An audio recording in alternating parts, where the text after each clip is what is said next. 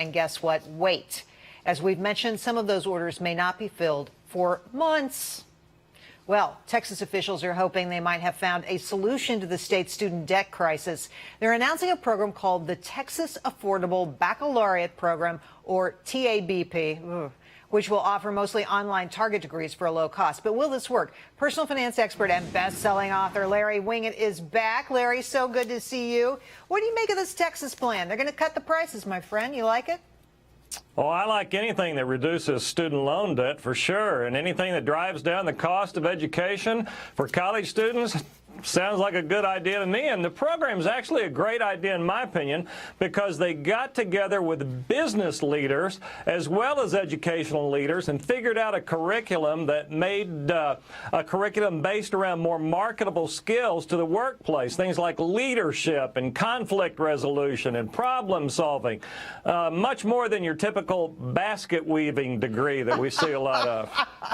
Shocking that they worked with business people. Amazing. I know. Well, so here's what they say, that you can get a degree within a year for between $4,500 and $6,000. Now, they do this by putting it online, right? Is that your favorite way for people to get educated?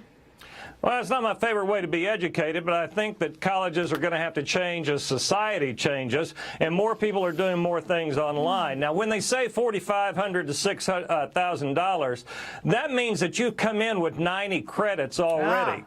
So it's a big difference. If you come in with 90 credits, yeah, you could knock it out for about that much money. But typically, the entire program will take 3.5 years and will cost between $13,000 and $15,000, which is still a bargain and a great time saver.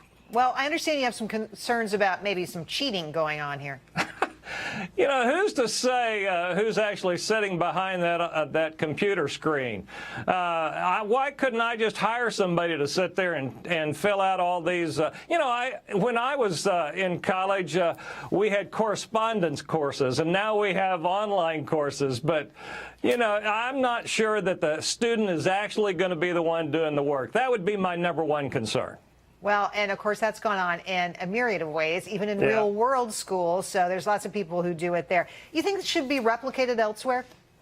You know, if it works, I think it certainly should, mainly because it appeals to a lot of non-traditional students, and it helps people like veterans who come back and have to get a job. They have families, and I think it's a big benefit to those students for sure.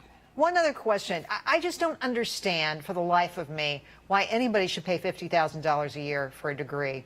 And it seems to me that even without going to online, they should be able to reduce these darn costs. Do you agree?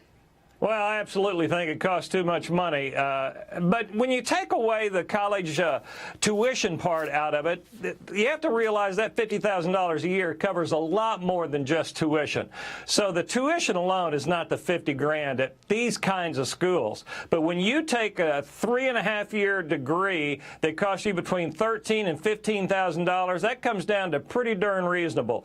They do this in 7-week segments. It's $750 for 7 weeks. About $100 a week is what you spend. That's a deal. I would say pretty darn reasonable. That's what I would say, Mr. Larry Winget. So good to see you. Thanks for coming on the show.